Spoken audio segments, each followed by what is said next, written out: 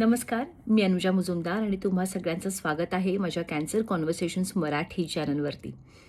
मे 2025मध्ये मला cancer detect झाला आणि हा चॅनल आहे माझी कॅन्सर जर्नी.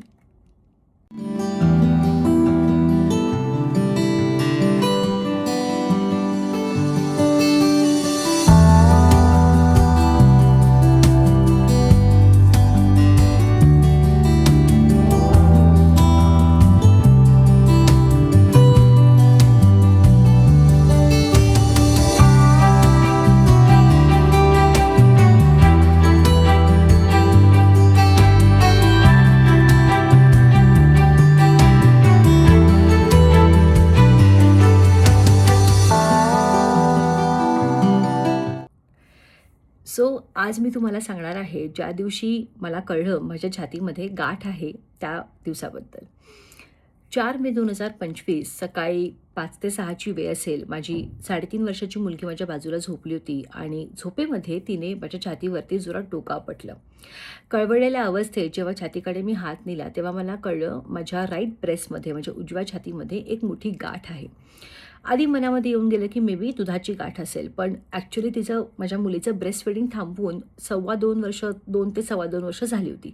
ती 1.25 वर्षाची असेपर्यंत मी तिला ब्रेस्ट फीड केलं होतं आणि ब्रेस्ट फिडिंग थांबवल्यावरती दुधाची गाठ तयार होऊ नये ह्यासाठी मी वेळोवेळी उपाय केले होते. पण तरीसुद्धा माझ्या डोक्यात एकदा येऊन गेलं की अरे मे बी दुधाची गाठ असू शकते. सकाळी उठल्यावर मी माझ्या बहिणीला, जी डॉक्टर आहे, तिला फोन केला आणि तिनेही सांगितलं की एकदा गरम पाण्याने छान अंघोळ कर आणि बघ ती गाठ वितळते का. व्यवस्थित प्रयत्न करूनसुद्धा असं नाही वाटलं की ती गाठ वितळते. तेव्हा माझी बहीण म्हणाली की नाही, आता आपल्याला ही गोष्ट डॉक्टरांना सांगणं अतिशय गरजेचं आहे. 2005-2006मध्ये माझ्या आईला ब्रेस्ट कॅन्सर झाला होता. त्याच्यामुळे छातीमध्ये गाठ आढळल्यावरती ताबडतोब डॉक्टरांना सांगणं हे किती महत्त्वाचं आहे हे मी माझ्या घरामध्ये स्वतः बघितलेलं होतं. 5 मेला रविवार असल्यामुळे मी त्या दिवशी काही करू नाही शकले, पण माझ्या मते लगेच दुसऱ्या दिवशी मी डॉक्टरांकडे गेले आणि एका गायनेकॉलॉजिस्टला मी ती गाठ दाखवली.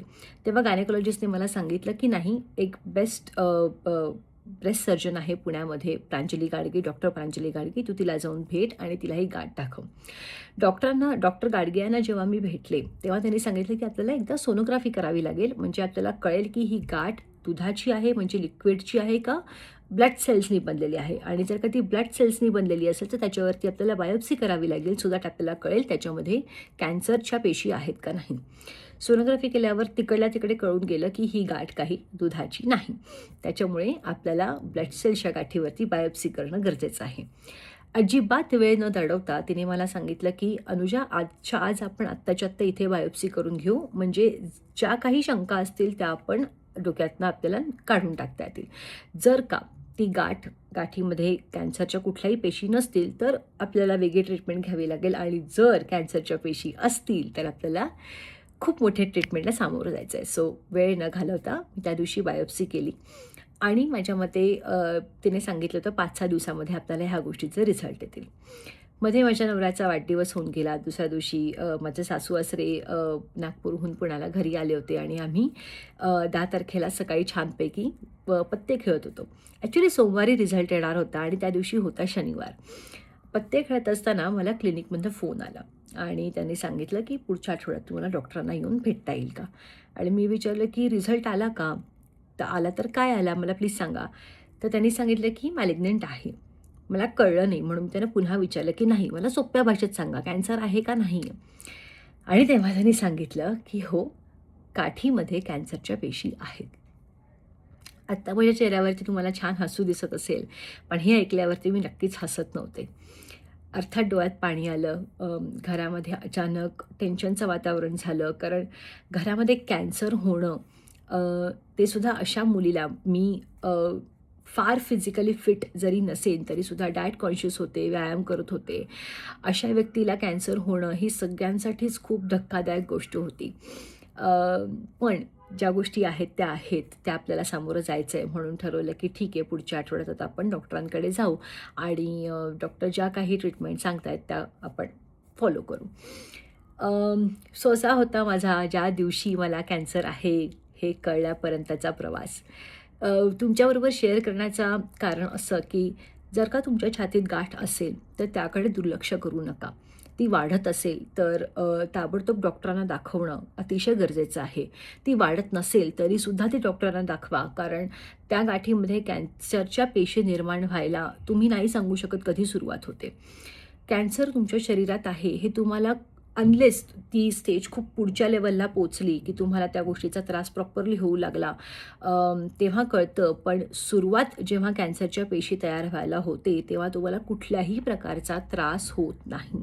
अगदी आदल्या दिवशीपर्यंत मी छानपैकी मजा करत होते, खेळत होते, धावत होते, माझं नॉर्मल रुटीन चालू होतं. मला कुठल्याही प्रकारचा त्रास, कुठल्याही प्रकारची वेदना होत नव्हती. त्याच्यामुळे कॅन्सर झाला की वेदना होईल, काहीतरी सिम्प्टम्स येतील, काहीतरी कळेल, ह्या गोष्टीची वाट बघू नका. जर का तुमच्या छातीमध्ये कुठेही गाठ तुम्हाला आढळून आली तर ती ताबडतोब डॉक्टरांना दाखवा आणि त्यांच्याकडनं सल्ला घ्या की त्या गाठीला पुढे कसं ट्रीट करायचं आहे. पुढच्या व्हिडिओमध्ये मी सांगायचा प्रयत्न करेन की जेव्हा मी डॉक्टरांकडे गेले तेव्हा त्यांनी मला काय ट्रीटमेंट दिली आणि मोठा डोंगर ट्रीटमेंटचा माझ्यासमोर उभा राहिला होता. त्या गोष्टीला मी कशी सामोरं गेले. सो थँक्यू सो मच हा व्हिडिओ बघितल्याबद्दल. जर का तुम्हाला तुमच्या जर्नीविषयी शेअर करायचं असेल की तुम्हाला जर का म्हणजे तुमच्या ओळखीच्यांमध्ये तुम्हाला कॅन्सर झाला असेल, तुम्हाला गाठ कशी कळली, ते प्लीज माझ्याबरोबर शेअर करा, कारण अवेअरनेस पसरवणं या बाबतीत खूप गरजेचं आहे. कधी कधी अनेक लोक मी बघितलेत की हां ठीक आहे, गाठ आहे, मला काही वाटत नाही, फार काही असेल, बघू पुढे म्हणत उशीर होतो अनेकदा. अशा लोकांपर्यंत पोचणं गरजेचं आहे, त्यांना सांगणं गरजेचं आहे की एखादी गोष्ट जर का वेगळी आढळली तर ती हायलाईट करा. थँक्यू सो मच हा व्हिडिओ बघितल्याबद्दल पुन्हा एकदा, आणि भेटूया पुढच्या व्हिडिओमध्ये जिथे मी शेअर करेन माझी कॅन्सरची ट्रीटमेंट कशी होती. Thank you so much.